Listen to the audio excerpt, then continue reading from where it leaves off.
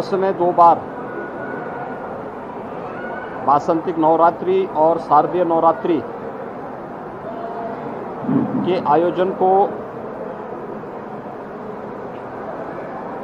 शक्ति की अधिष्ठात्री देवी के पूजन और अनुष्ठान के रूप में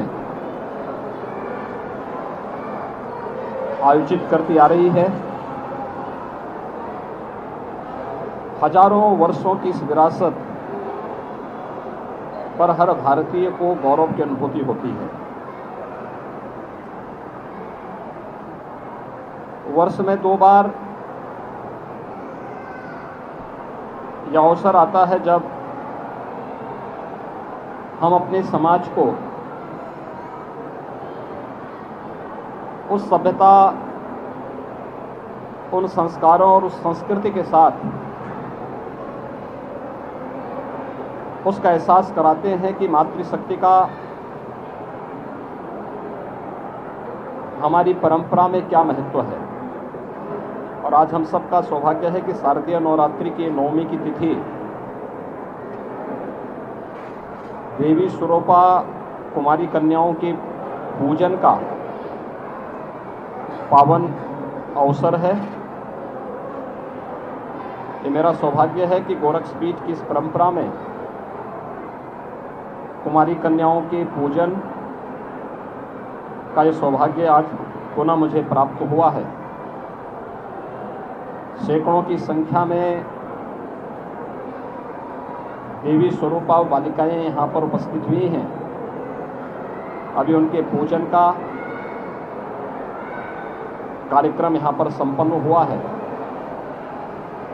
उन लोगों के लिए 9 दिनों में यहाँ पर शारदीय नवरात्रि का जो विशेष अनुष्ठान चलता है, उस अनुष्ठान के कार्यक्रम के उपरांत आदिशक्ति माँ भगवती दुर्गा के भोग प्रसाद के लिए जो प्रसाद बना हुआ है वह उन्हें इस समय वितरण करवा करके उन सभी देवी स्वरूपा बालिकाओं को वह प्रसाद खिलाया जा रहा है। भारत की सनातन धर्म की परंपरा के अंदर मातृशक्ति के प्रति हर भारतीय के भाव को प्रदर्शित करने का ये सबसे सशक्त माध्यम भी है। और मुझे लगता है कि हमें अपने पर्व और त्योहारों के इस महत्व को, कि मातृशक्ति किसी भी क्षेत्र में कम नहीं है, कमजोर नहीं है, उनके प्रति यह भाव, यह पवित्रता का भाव हर एक मन में आना चाहिए।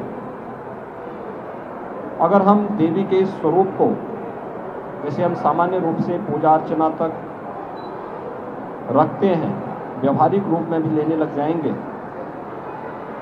तो मातृशक्ति के साथ, बहन बेटियों की सुरक्षा के साथ यदा कदा जो घटनाएं देखने को मिलती हैं उनको नियंत्रित करने में सफलता प्राप्त होगी। हमें इन संस्कारों के साथ और इस परंपरा के साथ जुड़ना होगा। दूसरा, शक्ति की अधिष्ठात्री देवी की पूजा का महत्व इस बात को प्रदर्शित करता है कि वो आदि शक्ति है। इस चराचर जगत की हर एक शक्ति का आधार है। तो स्वाभाविक रूप से बालिकाओं के प्रति, महिला या बेटियों के प्रति प्रत्येक नागरिक को अपना दृष्टिकोण बदलना होगा। वे सबला हैं, हर एक क्षेत्र में नेतृत्व दे सकती है, समाज को योग्य मार्गदर्शन कर सकती है। इसलिए बालिकाओं की सुरक्षा के साथ साथ उनकी शिक्षा, उनके स्वास्थ्य और उनके स्वावलंबन के लिए, उनके सम्मान के लिए अभियान को आगे बढ़ाना होगा। हमें इस बात पर प्रसन्नता की अनुभूति है कि सरकारें इसके बारे में काफ़ी चैतन्य हैं। प्रधानमंत्री मोदी जी ने बेटी बचाओ बेटी पढ़ाओ के माध्यम से जो अभियान प्रारंभ किया वह बेटी को बचाओ के लिए भी है और बेटी को पढ़ाने के लिए भी है।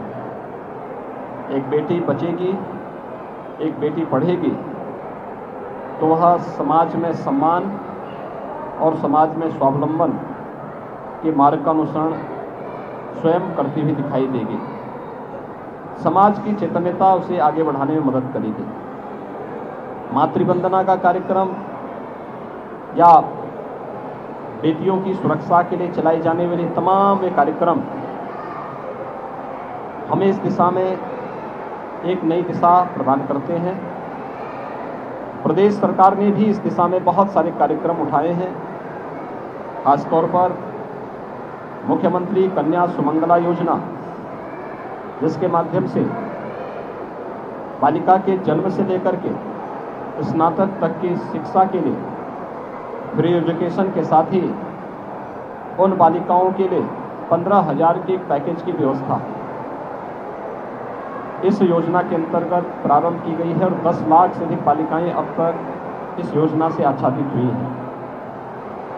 इसी प्रकार से प्रदेश के अंदर सामूहिक विवाह की योजना के माध्यम से भी उन गरीब कन्याओं की शादी के लिए जिनके अभिभावक इस योग्य नहीं है कि वे अपनी बालिकाओं की शादी करवा सकें, इस दिशा में भी एक प्रयास हुआ है, जिसमें अब तक लगभग 2.25 लाख बालिकाओं की शादी ब्याह के कार्यक्रम सफलतापूर्वक आयोजित हुए हैं। मिशन शक्ति का कार्यक्रम उत्तर प्रदेश के अंदर इसी अभियान का हिस्सा है। यह मातृशक्ति की सुरक्षा, उनके स्वावलंबन और उनके सम्मान से जुड़ा हुआ एक ऐसा अभियान है जो हर उत्तर प्रदेश वासी को जागरूक करने और इस पवित्र अभियान के साथ जोड़ने के लिए भी प्रेरित करता है। आज महानवमी का यह पर्व 9 दिनों तक आदिशक्ति माँ भगवती दुर्गा की पूजा के उपरांत देवी स्वरूपा उन बालिकाओं के उनके पूजन का, उनके अनुष्ठान का और 8 दिनों तक माँ भगवती दुर्गा को जो भी भोग प्रसाद लगा था वही पकवान आज उन बालिकाओं को यहाँ पर प्रसाद के रूप में ग्रहण करवाया जा रहा है। 9 दिनों तक नवरात्रि के इस कार्यक्रम के उपरांत कल विजयादशमी का पर्व है।